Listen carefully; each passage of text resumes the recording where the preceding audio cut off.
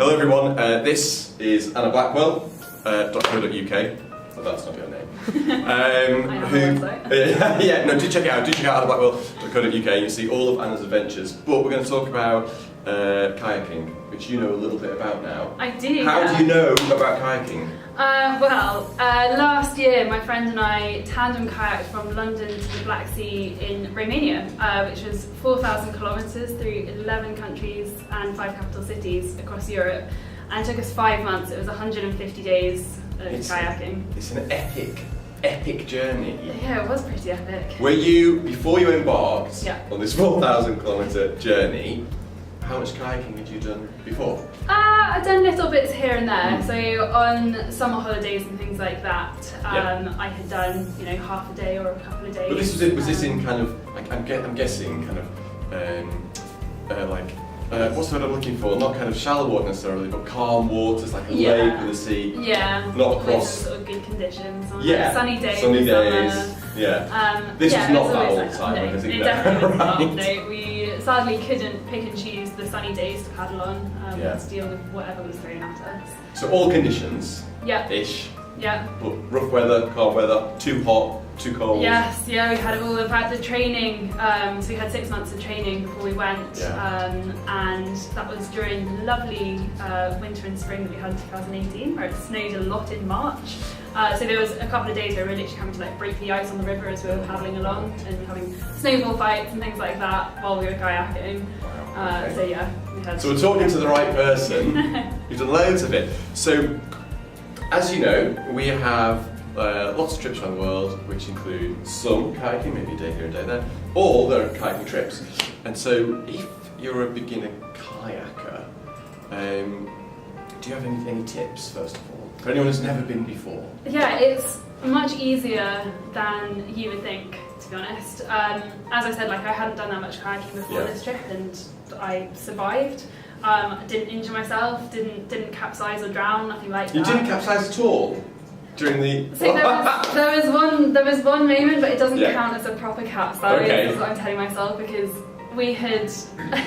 There's a bit of a backstory to it. So basically, whenever we wanted to go to the toilet while we were kayaking, we would have to pull up to a bank. Yeah, sure. And we'd have to take one at a time. We would have to get out of the kayak to go to the loo, and it was quite time consuming and a lot of faff. And were you using the full kind of kayaking kit, so the spray decks and everything else? Depending on the weather. So if it was cold and wet, or if the water was really choppy, we would have spray decks. But on this particular day, it was calm. It was 35 degrees. And we were there in just shorts and sports bras. It was really, really hot, and we thought, okay, instead of going into the bank to get out to go for a wee, let's just jump into the river. That way we get to cool off, we can pee in the river. And it was fun. So we did that, and it was great fun. We fully stood up in our kayak and jumped, and got a video on the GoPro. And then to get back into the kayak, it all went a little bit wrong. So we were in a double kayak, so I had got back into my seat at the back, but I was kind of crouching rather than sitting down properly. And Kate, my kayaking partner, didn't realise that I wasn't very stable, so she lunged with all of her might to try and get back into her seat, and she went for it with such force that she kind of tipped the kayak, and because I was crouching, not sitting, I tipped, and then just the whole thing went over. And everything stayed dry, which was great, but it took us 45 minutes to get all of the water out of our cockpits again. Word. So we were, decided not to do that again. No. It's not worth it. No. But it's an interesting point though, isn't it, that actually to capsize, it takes quite a lot of force. You can't just easily do it. You've got to really so it is much harder to capsize than you think. You kind of look at a kayak and you think, oh god, that's quite a narrow boat, how is that stable? But actually they're so much more stable than you think. Even out in the sea or with waves and wash from boats. You just kind of bobble over them and the kayak is very good at dealing with them. Yeah, and you can use, I seem to remember, you can use your paddles if you're going to go over too much and brace. And even if you do capsize, of course, certainly on all of our trips, I'm sure you did too, at moments, you weren't life jackets. So even if you go over, you just get out. That's the thing. So when you do capsize, if you have a spray deck on, then you just pull it and it pops off really easily, and then you can just slide straight out. And if you don't have a spray deck on, then you literally just plop straight out. Yeah. Bob back up to the surface. Yeah. You can't stay in there even if you wanted to. No. It's so capsizing probably not going to happen. Do you think? Would you recommend? Do people need to train? Do you think to go kayaking? Just for leisure kayaking? I mean. Not really. No. I mean, my kayaking coach at the club we were training at would probably beg to differ, but he takes it very seriously. So I'd say if you're going off on holiday for an afternoon or even for a couple of days, like you don't really need to.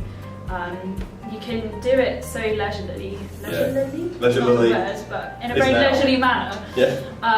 And it's a really just enjoyable, relaxing sport. So this is the thing. So I'm with you on this. So. I used to do a bit of kayaking when I was much younger than I am now. But the best thing about it, I remember anyway, was kind of toddling along, usually with a kind of epic views and things. And it's quite peaceful as well. Yeah. So you're just bobbing up and down on the water, you can hear like the waves just crashing against the kayak. And it's quite therapeutic. I've got very, very fond memories, except I never used to train. So it's just leisure kayaking. I do remember after a few hours you get quite sore, kind of, you need some like deep heat. I seem to remember, but nothing. Yeah, if you're doing it so intensively, then. Yeah. What about kit? Any particular kit do you need, do you think? Well, if it's summertime, just shorts and a t-shirt. You are going to get wet. You're on water, you're going to be getting splashed by your paddle or by your friends who are intentionally splashing you. So just generally things that will dry quickly. If it is winter or colder, you're going to want a raincoat or a kag if you have one. Yeah. What's a kag for those people who don't know? So a kag is just a type of raincoat basically. It doesn't have a zip up the front. It's sort of, you pull it on over your head and things. So it's just a bit drier, and a pair of waterproof trousers. And, good to go. Scrappy shoes as well. Don't wear your favourite trainers. Yeah, because they're going to go. For those, as you can see me on camera, I'm not of the olive skin complexion, so I had a kind of almost a white face of sun cream as well because of the reflection often from the sun on the water. I'd get terribly burned if I didn't have my sun cream. Off on the kayaking trip, so basically from June until the end, it was very, very hot. Maybe from April till the end actually. So we had factor 50 waterproof, supposedly once a day sun lotion that we were putting on, but we were putting on like 2 or 3 times a day. I never believe those was once. No. We could definitely feel ourselves sort of feeling a bit pink and we're like, oh gosh, time to slap a load more on. But sun lotion, if it's hot, you definitely need to lather up. Yes. And you were in on the expedition. You were in a tandem. Yeah. So one on the front, one on the back. Yeah. And how different is that to just a single kayak when you're on your own? So the main difference is that you just have to keep an eye on the other person's paddling. So if you want to be paddling in sync. Yeah. Kate and I weirdly just the moment we got into a kayak together, we were perfect at it, which. Great. Yeah, it was really handy. You didn't ever just ease up, just like hey, kind of carry on. I would sometimes take photos and she would notice very quickly. So I was sort of the photographer on the trip, and I was sitting at the back, so I used to think like, oh, well, she can't see. But she would notice very quickly. Right. But some people think that because there are 2 of you, if the other person moves too much, it might unsettle the kayak. But actually, if you're in a sea or a touring kayak, they are so stable that you barely notice what the other person is doing. I was going to ask about that actually, but you've answered the question. Yeah. It was pretty stable. Yeah, we did a lot of our training in a racing double kayak. Yes. And they're much narrower and they're very unstable. So actually, we did capsize. In that once. Quite proud of ourselves that we only managed to capsize once. But I think training in such an unstable boat worked out in our favour. Yeah, definitely. When we got into our kayak, our kayak's called Benji. When we got into Benji, he felt like a bathtub. He was just so sturdy. Like we could literally stand up in him. Right. Fabulous. So I know the answer to this, but I'm going to ask it anyway. Would you recommend a kayaking holiday for someone to try to just experience kayaking and get into it? definitely. Yes, it'll be fun. It is so much fun. Yeah. Nothing to be scared about. Definitely not. Yeah. So one final question. What's your best kayaking memory? Oh, this is hard actually. From the trip, the kind of best thing or the highlight is the people that we met along the way. But there are little moments that I just remember so clearly, and embarrassingly, one of those was paddling down the Danube. I think we were in Romania at the time, and for some reason, Kate, my kayak partner, and I just really wanted to listen to Taylor Swift. Which doesn't happen. Linda behind camera is a big fan of Tay-Tay. Well, it doesn't happen very often for me, but we ended up listening to Taylor Swift's Love Story on repeat for about half an hour, singing at the top of our voices because there was no one around. We were in quite like a remote part, and it was a glorious day. And there's a key change in the song, and every time we got to the key change, we'd both be like, oh my god, I got goosebumps, it's so amazing. Kind of gets to that stage where you've been with one person for 5 months, that you go very loopy. But yes. it was a fantastic afternoon. It's a good memory. It sounds like a great memory.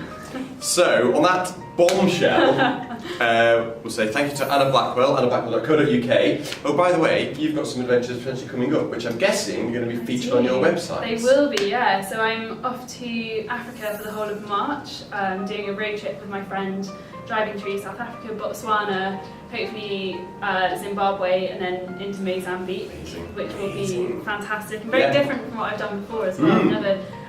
You've been very active, trekking, kayaking, etc. Yeah. And this is in the car. Yeah, I feel like I'm cheating a little bit. I'm sure it won't be that. There'll be some hikes along the way and things like that.